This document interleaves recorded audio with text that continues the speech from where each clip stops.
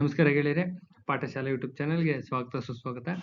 ಈ ದಿನ ಮೂರನೇ ವಿಡಿಯೋ. ಬೆಂಗಳೂರು ಅಭಿವೃದ್ಧಿ ಪ್ರಾಧಿಕಾರದಿಂದ ನೇಮಕಾತಿಯ ಸೂಚನೆ ಹೊರಡಿಸಿದ್ರು. BDA ಇಂದ ನೇಮಕಾತಿಯ ಸೂಚನೆ ಹೊರಡಿಸಿ ಶಾರ್ಟ್ ನೋಟಿಫಿಕೇಶನ್ ಮಾಡಿದ್ರು. KEA ಇಂದ Karnataka examination authority, Karnataka exam Rajiv ಗಾಂಧಿದು ಅಷ್ಟೇನೆ. KEA ಇಂದ ಹೇಳ್ತಕ್ಕಂಥ ಫ್ಲೋನಲ್ಲಿ KPSC ಅಂತ ಹೇಳ್ತೀನಿ. ದಟ್ಸ್ ನಾಟ್ ಎ KPSC, ಅದು KEA ಫ್ಲೋನಲ್ಲಿ ಬಂದಿದ್ದಷ್ಟೇ.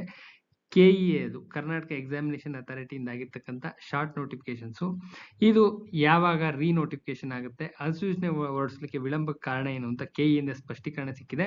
ನೋಡ್ತಾ ಹೋಗೋಣ. ಯಾರೆಲ್ಲ ನಮ್ಮ ಚಾನಲ್ ಸಬ್ಸ್ಕ್ರೈಬ್ ಮಾಡಿಲ್ಲ ಸಬ್ಸ್ಕ್ರೈಬ್ ಮಾಡಿ, ವಿಡಿಯೋನ ಮ್ಯಾಕ್ಸಿಮಮ್ ನಂಬರ್ ಆಫ್ ಪೀಪಲ್ಗೆ ಶೇರ್ ಮಾಡಿ ಅಂತ ಹೇಳ್ತಾ ಈ ವಿಡಿಯೋನ ಪ್ರಾರಂಭಿಸೋಣ. ದಯವಿಟ್ಟು ಶೇರ್ ಮಾಡಿ, ಎಲ್ಲರಿಗೂ ಅನುಕೂಲ ಆಗುತ್ತೆ. ಎಲ್ಲ ಡಿಪೆಂಡ್ ಆಗಿ ಓದ್ತಾ ಇರ್ತಾರೆ, ತುಂಬಾ ಜನ ಇದ್ದಾರೆ ಹಾಸ್ಟೆಲ್ಸ್ ಅಲ್ಲೆಲ್ಲ ಓದ್ಕೊಂಡು ದುಡ್ಡು ಖರ್ಚು ಮಾಡಿ ಓದ್ತಾ ಇರ್ತಕ್ಕಂಥವ್ರು, ಅನುಕೂಲ ಆಗುತ್ತೆ.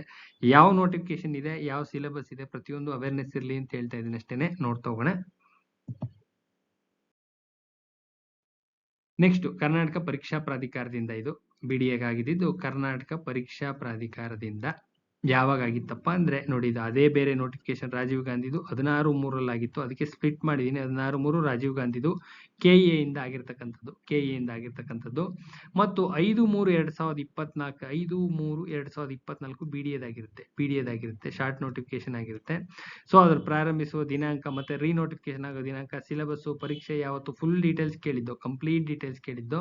ಇವ್ರೇನ್ ಹೇಳಿದರೆ, ಸರ್ಕಾರದ ಸುತ್ತೋಲೆ 25/11/2024 ತಿಳಿಸಿರೋಂಗೆ ರಾಜ್ಯದಲ್ಲಿ ಯಾವುದೇ ಹೊಸ ನೇಮಕಾತಿಯನ್ನು ಹೊರಡಿಸಿದಂತೆ ಸೂಚಿಸಿರೋದ್ರಿಂದ ನೇಮಕಾತಿ ಸ್ಥಗಿತಗೊಳಿಸಲಾಗಿದೆ ಅಂತ ಹೇಳಿದರೆ, ದಯವಿಟ್ಟು ಇದ್ರ ಮೇಲೆ ಡಿಪೆಂಡ್ ಆಗ್ಬೇಡಿ ಅಂತ ಹೇಳ್ತೀನಿ. ಅಂದ್ರೆ ನೋಟಿಫಿಕೇಶನ್ ಆಗೋದು 100% ನಿಜ.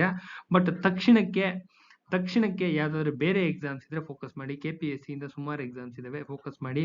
KEA ಇಂದ ಕರ್ನಾಟಕ ಲೆಜಿಸ್ಲೇಟಿವ್ ಅಸೆಂಬ್ಲಿ, ನಿಮ್ಮ ವಿಧಾನ ಪರಿಷತ್ಗೆ SDA ಕಾಲಾಗಿದೆ, ಓದ್ಕೊಳ್ಳಿ, ಅದನ್ನ ಓದ್ಕೊಳ್ಳಿ. KPSC ಯಾವ್ಯಾವ ಇದಾವೆ ಎಲ್ಲ ಓದಿ.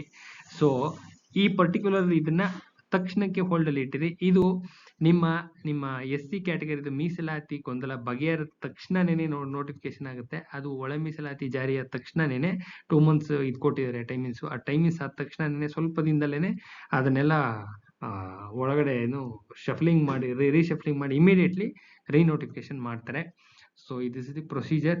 ಸೊ ಇದು ಒಂದು ಕ್ಲಾರಿಟಿ ಬಂತು ಅನ್ಕೊಂತೀನಿ. ಕೇಳ್ತಾ ಇದ್ರಿ ಇದು ಯಾಕೆ ಅಂತ ತುಂಬಾ ಜನ ಗೊಂದಲ ಇತ್ತು, ಯಾಕೆ ಮಾಡ್ತಾ ಇಲ್ಲ ಇದನ್ನ ಮಾಡಿಸಿ ಅಂತ. ಸೊ KEA ದವರೇ ಕೊಟ್ಟಿರ್ತಕ್ಕಂಥ ಕ್ಲಾರಿಫಿಕೇಶನ್ ಇದು. ಅಲ್ಲಿಗೆ ಇದು ಸಮಸ್ಯೆ ಬಗೆಹರಿತು ಅನ್ಕೊಂತೀನಿ. ಸೊ ಇರ್ತಕ್ಕಂಥ ನೋಟಿಫಿಕೇಶನ್ ಮೇಲೆ ಗಮನ ಹರಿಸೋದು ಬಹಳ ಒಳ್ಳೇದು.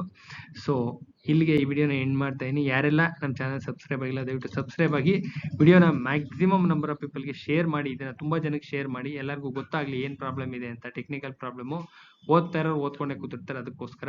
ಇನ್ನೊಂದು ವಿಡಿಯೋ ಇದೆ KPSCದು, ಅದ್ರ ಜೊತೆಲಿ ಎಂಡ್ ಮಾಡ್ತೀನಿ. ಅದು RTN ಅಲ್ಲಿ ಬಂದಿದೆ ಅಂತ ಹೇಳ್ತಾ ಸೊ ವಿಡಿಯೋನ ಎಂಡ್ ಮಾಡ್ತಾ ಇದೀನಿ. ನಾಳೆ ಮತ್ತೆ ಇನ್ನೊಂದು ವಿಡಿಯೋ ಜೊತೆ ಜಾಯ್ನ್ ಆಗ್ತೀನಿ. ನಮಸ್ಕಾರ.